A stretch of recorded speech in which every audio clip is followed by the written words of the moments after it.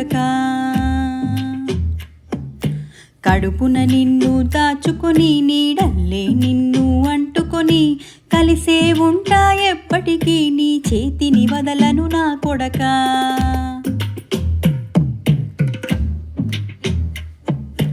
పదిలంగా నువ్వు నడవాలే, 10 కాలాలు నువ్వు బతకాలే. చందమామకు చెబుతున్నాను చల్లగా చూస్తది నా కొడకా.